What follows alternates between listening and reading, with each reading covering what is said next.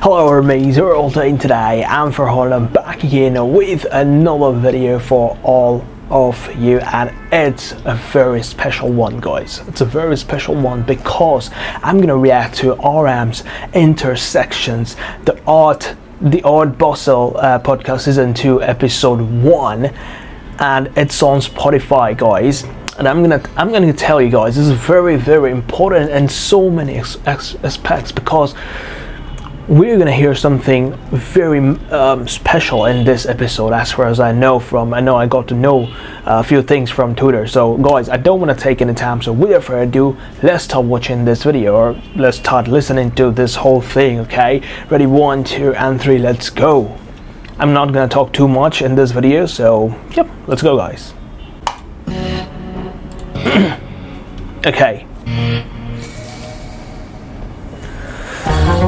it's gonna be very interesting. The whole thing is gonna be very interesting. Hi, guys. This is Mark Spiegler, and you're listening to Intersections, the Art Basel podcast, supported by UBS. Okay. This episode marks the first show of our second season, and we've had a lot of truly well-known people on this podcast, but it's safe to say that none of them is as world famous as Namjoon Kim. He's better known as RM, the leader of the K-pop band BTS for almost a decade. And in the last few years, BTS has become a truly global force, far beyond Korea, with an impact that transcends the music world. Because of his star status, Namjoon's cultural influence is enormous. So when he started collecting art 5 years ago, and being very public about it on his social media, it had a real impact for the artists, galleries, and museums that he has supported.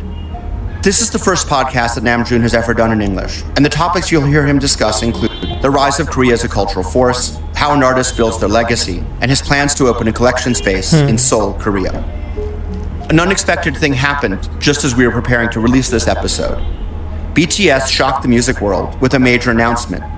The group's members will be focusing on solo projects. But according to their management, they plan to remain active in quote-unquote various different formats. What this all means for BTS and Namjoon Kim remains to be seen. And he's saying, but without a doubt, this development so I'm casts gonna his clear highly everything. reflective comments in this interview, especially those concerning personal legacy and solo projects, in a very different light. If you enjoyed this conversation, please review and favorite Intersections wherever you get your podcasts. Thank you. Good. Namjoon Kim, welcome to Intersections. Hi.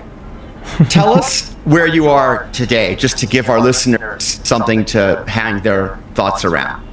I'm in Seoul because I live in South Korea, Seoul, and here it's 7 p.m. I'm in my studio. This is our label studio. This is my little studio and a little painting back over there. So, yeah. Let's start at the beginning. I read in the interview preparation that you were introduced by a grade school teacher to Eminem. Probably towards the beginning of his career.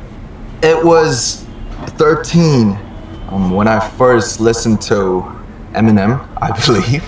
And it was actually Without Me. And it was the movie, of course, the 8 Mile. It was 8 Mile, a hit. And for a adolescent kid, the rap and the face and the acting he showed in the movie was so sensational. So I thought, like, oh man, I want to be like him. I want to do the nice English rapping someday like him. I want to do some cypher. I want to write the lyrics. But before that, the fun thing is that when I was like 10 or elementary school, I really wanted to be a poet or a writer. So meeting Eminem and Nas, my dream of being a poet actually naturally moves to be a rapper. Tell me, because I think it's a fairly industrial complex in Korea, tell me how you entered the music system. Did you succeed right away? When did you start? Okay, so I got to know Eminem and Nas in 13 years old, and from 14 I started to write my own lyrics.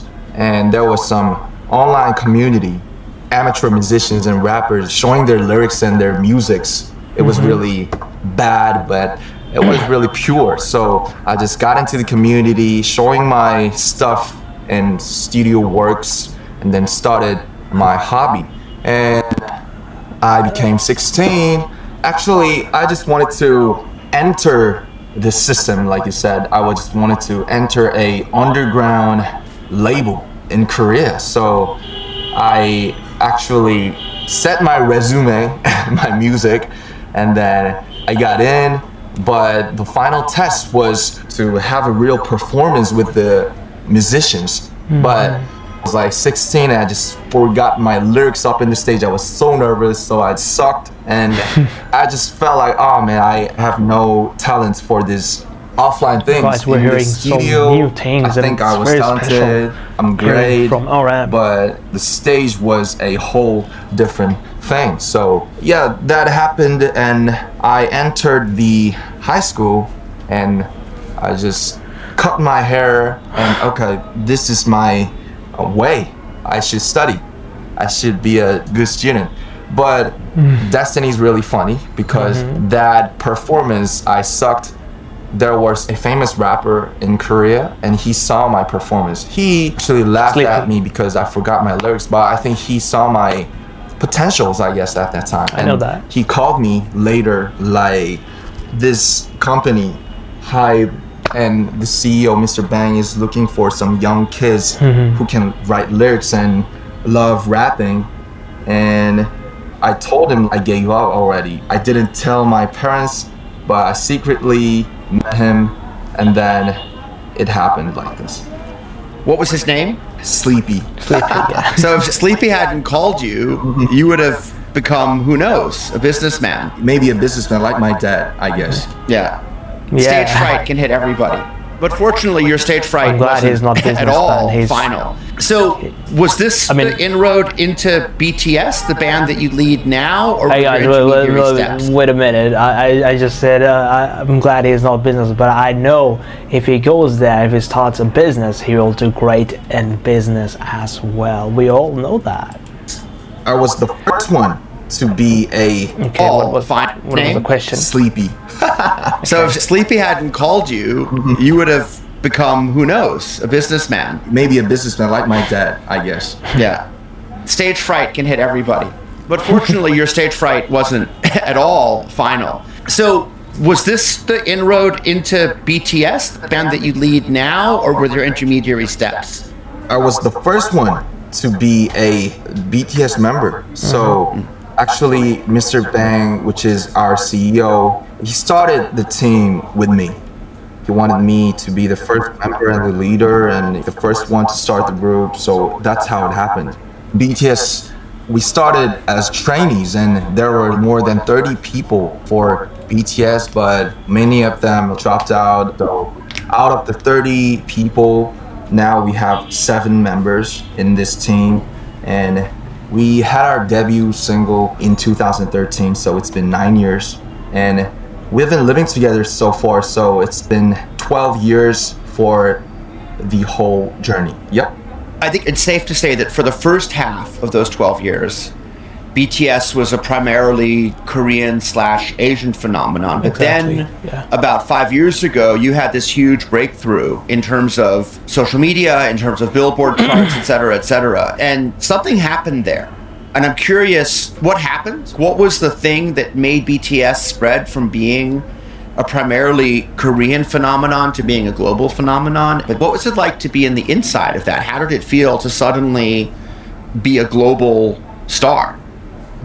When we try to see BTS, you have to see the fans, the armies, because they're like the half, the other wing, the another wing of the team. He always says that. They're so really happy. Special, and they're not just about the enthusiasm or the energy. They actually did something. They sent the letters to the American DJs to stream our songs on the radio, because airplay is really important for the Billboard chart. So I think that happened by the people and the love. And to be at the eye of the hurricane is really strange. And the art, especially the fine visual art, helped me at this point to not be so crazy or hyped up like for the whole time. So that's an interesting pivot for this conversation, which is the reason why you're on this podcast is because you've become involved in the visual arts as a collector, but also as an influencer, as a supporter of the Korean art scene in particular. Wow. So how did that start? Was it in this period around 2017, 2018 that you were drawn to the arts? Do you remember how it started? Yeah, I remember how I started. It was in 2018, which is 4 years ago. Actually, I got plenty of time when we are on tour in America or in Europe. I'm not actually a club person, and I have no such friends abroad. So I got plenty of time, but most of the time I just spent my time in hotel, watching YouTube or Netflix or some stuff, and I was really bored. So one day I was like, is there some site or some place that I can go, and then why not go into the museum? So the first site was the Chicago Art Institute, and it was 2018. I just went there and saw the amazing paintings they got, like Sarah, Monet, Picasso, the artists that I knew before that I entered into the art world. So it was for me the first time, because there were no such museums or places that could see those artists painting for real. I just felt the thrill, and they're all dead. But for now, in 2018, some outsider from South Korea in here, and in this small room, me and his footprint or some pieces of his time just encountered, and it still gives me a thrill. And I was so jealous. What is an art? What is this painting? What is this color? What do they mean? So yeah, that first experience got me really interested, and I had many chances to visit all the famous museums because I was always in the Paris, New York, LA, and stuff. It's interesting, Namjoon, you probably don't know this, and I hadn't realized precisely how this started, but I'm actually from Chicago. The Art Institute was also one of my first museums. Oh, really? Yeah, wow. Absolutely, yeah. That's really interesting. So if I could tie this narrative together, there's this moment where not only do you have all the pressures that come with being a global star, but also you have the opportunity, because suddenly you're doing global concert tours, to visit museums all over the world. Right. Tell me how things evolved for you in terms of you're getting more and more engaged with the art world. Were there particular incidents that kind of brought you in deeper to where you are now? To listen to, guys, you know? The moment from 2017, the Billboard Music Awards, it was in May, so it's 5 years ago from now. And as time passes by, we were involved in the major music industry, like the Grammys or the BBMAs or the AMAs or CBS, NBC, Jimmy Fallon, Kimmel, Ellen shows. So those things were my bucket list when I was young, to see the actual Grammys and meet the great artists like Drake. I even met Nas, which is my idol, and the people who I always see on the TV and YouTube. Firstly, was so unbelievable, but ironically, I found myself, my roots in America. I think I realized myself as a born Korean in the hotel in Los Angeles. Oh man, I couldn't leave my country. As time passes by, more and more I got to miss the country, my home, my friends. So firstly, I was like wondering, why can't I name any one Korean artist in this visual artwork? I can name thousands of Korean musicians myself, but I couldn't name one single Korean painter. So I was wondering, and after I came to Korea, I started to visit lots of museums in Korea. Korea is a small country, so there's not many museums or great galleries, but when I have time, I always visit museums and the galleries in Korea. I started trying to research, is there any Korean artists I can respect or I can get inspired as an older brother, as a father for this art world? So that's how it started. What was the first artwork that you bought? I bought it from auction, and it's a Korean artist painting a small mountain painted in 1976. His name is Daewon Lee, and he's famous in Korea. Something like Impressionism, maybe. So first I looked into it and I just liked it. And I just bought it. But when I set it up on my wall, then I understood what's making a collection and then filling the walls. So it was really strange, and it was really something like spiritual for me still. To wrap it back a little bit, we started talking about music and we've now been talking about art. I'm curious how you think that your engagement with the art world has influenced you as a musician and as a creator. I really love to use expression a lot. I don't like to divide the art world, but when I see the painters and when I see the visual artists, most of them get their fame after their death.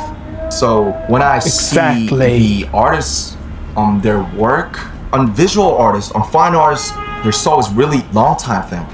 It's a long period thing.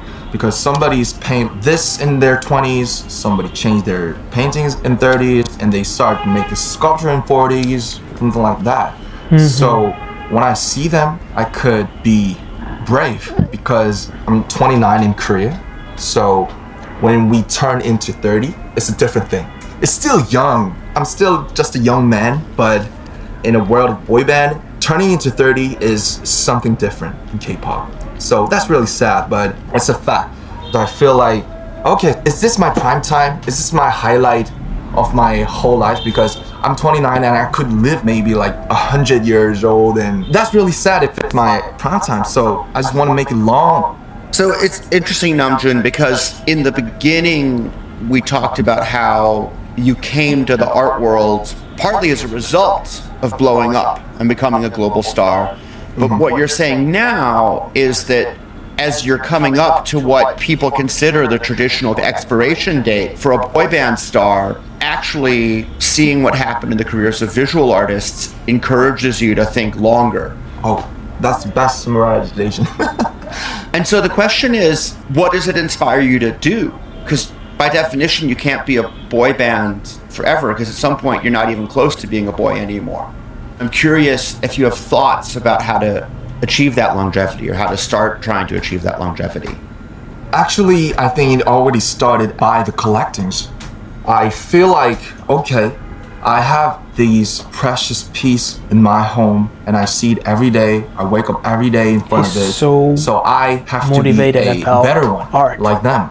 I just don't want to make them feel really ashamed about me. It's really private thing, but it's really funny thing, but it really gives me the standard to live as a better man and as a better adult and a artist sometimes. I just want to make music like the timeless piece that I admire. And I know it's funny to say about the timeless or the long-term impact because I'm too young to copy or chase the lifetime thing, but I think it'll really help me for my 30s and my 40s to know this.